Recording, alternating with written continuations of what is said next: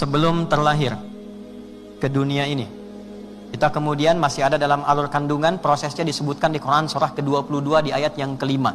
Dirinci lagi di Quran surah ke-23 Al-Mu'minun dari ayat 11 sampai dengan ayat ke-13. Kemudian sampai usia 4 bulan roh ditiupkan, Quran surah ke-15 ayat ke-28.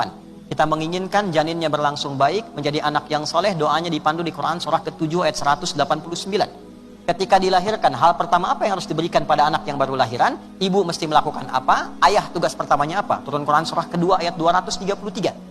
Diberikan ASI sampai usia 2 tahun. Pendidikan awal 2 tahun. PAUD, KB, TK, Aisyah. Apa pendidikan yang sesuai untuk anak usia ini sampai dia menjelang balik? Turun Quran surah ke-31 Luqman dari ayat 13 sampai dengan ayat 19-nya.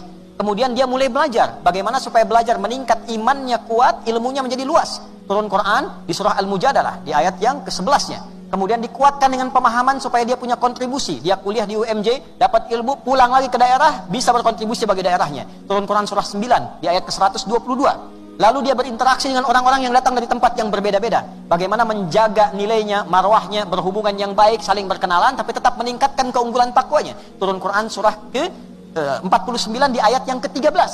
Kemudian terjadi pertemuan, tanpa sadar terjadi rasa ingin memiliki, rasa ingin menyatu, maka jangan lakukan dengan cara yang salah. Mengenal dulu ta'aruf, Quran surah 49 ayat 13. Berikan mahar yang benar, Quran surah ke-4 ayat ke-4.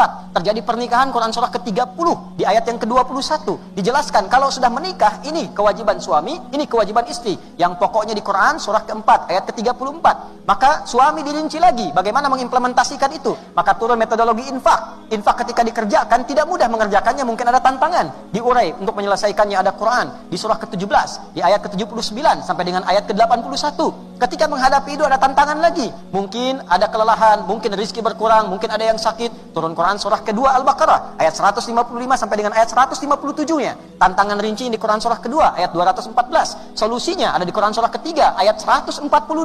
Istri juga tidak mudah menjaga anak, kadang-kadang rewel, berkata ada panduan lagi Quran surah ke-17 di ayat 23 sampai dengan ayat 27. Semuanya butuh kesabaran, butuh hal yang kuat. Kadang-kadang sampai kita kembali ke masa awal. Turun Quran surah ke-22 di ayat yang kelima. Sampai kemudian muncul usia 40 tahun, anaknya mulai tumbuh, bagaimana berbakti pada orang tua dalam usia yang itu. Kalau sukses, tetap lihat orang tuanya. Muncul Quran surah ke-46 di ayat yang ke-15. Apakah hidupnya akan abadi? Tidak, akan mendekat kepada masa ujungnya. Kadang-kadang dia sakit, muncul doanya. Quran surah ke-26 ayat 80. Kalau penyakitnya parah sampai dokter mengatakan ini mustahil, tapi bagi Allah ada solusinya. Turun kisahnya di Quran surah ke-21 ayat 83 sampai dengan ayat 84. Sampai tiba sakaratul maut kalau ingin husnul khatimah.